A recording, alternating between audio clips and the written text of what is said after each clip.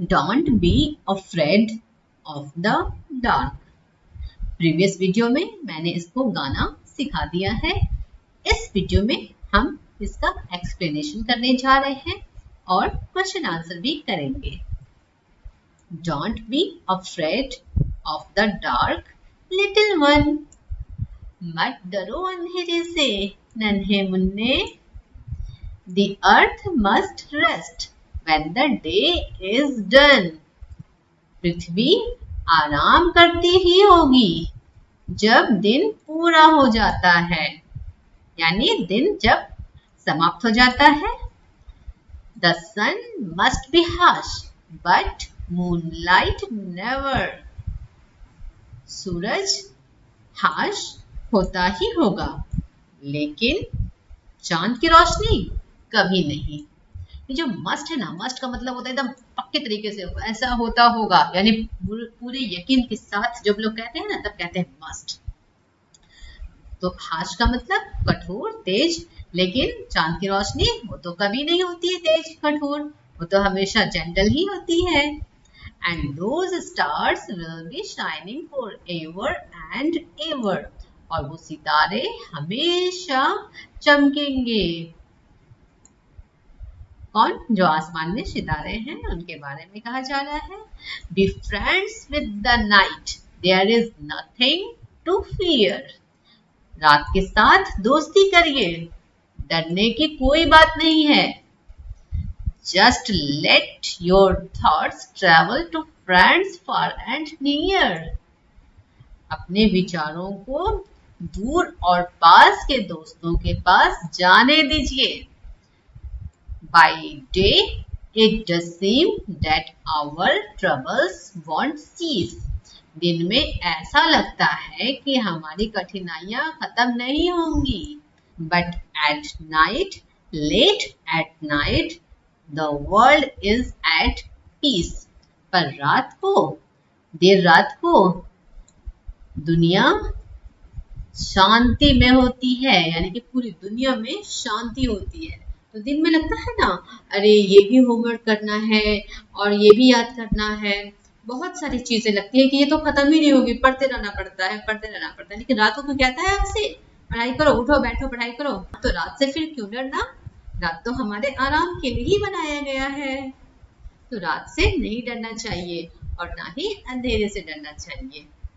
New words: afraid डरा हुआ, dark अंधेरा, रेस्ट आराम, हार्श कठोर तेज, और एवर हमेशा, ट्रबल्स कठिनाइयां, सीज मतलब समाप्त। Reading is fun.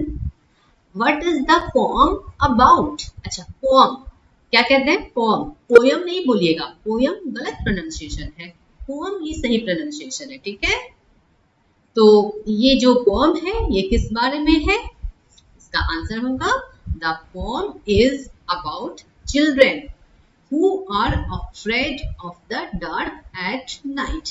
ये पोम उन बच्चों के बारे में है जो रात के अंधेरे से डरते हैं। आंसर मैं लिख देती हूँ। ये मैंने नंबर 1 का आंसर लिख दिया। The poem is about children who are afraid of the dark at night. Number 2 का क्वेश्चन क्या है? What happens when the day is over?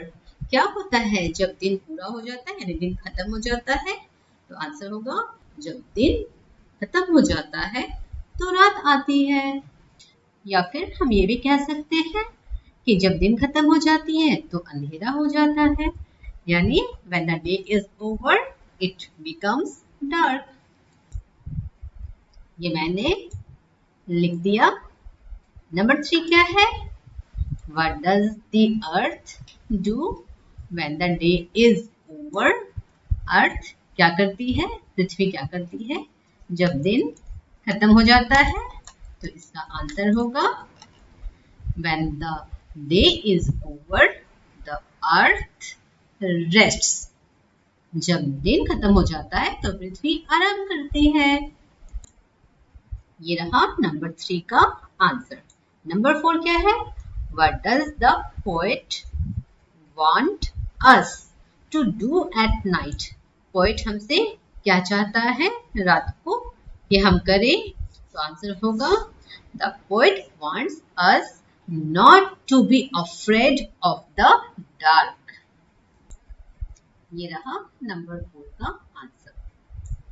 Next, are this sentences true और फॉल्स? ये जो सेंटेंसेस हैं इनमें हमको देखना है कि क्या ट्रू है और क्या फॉल्स है। The poet tells the child to be afraid when it is dark. No, ये false है। तो false के लिए FALSE आपको लिख देना है। मैं सिंपली कट या फिर टिक का मार्क लगा दे रही हूँ, ठीक है। The poet says that stars will always shine at night. Yes, ये सही है। इसमें आपको ये ट्रू लिख देना है। The poet tells the child to think of friends after it is dark. Yes, poet कहता है ना दोस्तों के बारे में सोचने को। poet यानी जो पोएम को लिखा हो। Word building, moon plus light दोनों मिलकर क्या बनता है, मून लाइट। ये दोनों को सिंपली ऐसे ही लिख देना है। मून पहले लिख देना है और फिर प्लस नहीं बीच में डालना है, बल्कि सीधा इसमें लाइट आपको लिख देना है, ठीक है। मून लाइट आपको अच्छे से लिखना है। ये मैं माउस कर्सर से लिख रही हूँ तो इधर उधर हो जा रहा है। तो क्या हुआ, मून लाइट का मतलब चांद की रोशनी। ये तो अलग, मून का मतलब चांद है और लाइट का मतलब रोशनी, लेकिन एक मिलाकर जो लिखते हैं तो फिर बन जाता है चांद की रोशनी। गुड और नाइट, गुड मतलब अच्छा, नाइट मतलब रात, लेकिन दोनों को जब मिला देंगे तो क्या बनेगा, गुड नाइट यानी शुभ रात्रि। वाटर और फॉल, वाटर मतलब पानी, फॉल मतलब गिरना, लेकिन दोनों को मिलाकर क्या बनता है, वाटरफॉल यानी झरना। ब्रेक और फास्ट दोनों को मिलाकर क्या बन जाता है, ब्रेकफास्ट यानी नाश्ता, सुबह का नाश्ता। डे और ब्रेक यानी दिन और टूटना, दोनों को मिलाकर क्या बनेगा, भोर। रेन और बो, रैन का मतलब होता है बारिश और बो का मतलब धनुष, लेकिन दोनों को मिलाकर क्या बनता है, रेनबो यानी इंद्रधनुष। Find a word in the poem which is the opposite of, इसमें आपको इसी पोम में ढूंढना है वो वर्ड जो इन चीजों का ऑपोजिट है। तो वर्ड यहाँ पर होगा पीस, है ना। ये जो यहाँ पर है पीस लास्ट में ये हो जाएगा, ठीक है। पीस मतलब होता है शांति और वार मतलब होता है युद्ध।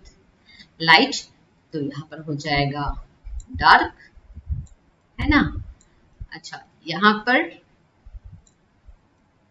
ये छोटा के ऐसे होता है, ऊपर में उठाकर ऐसे, ये आर नहीं समझिएगा।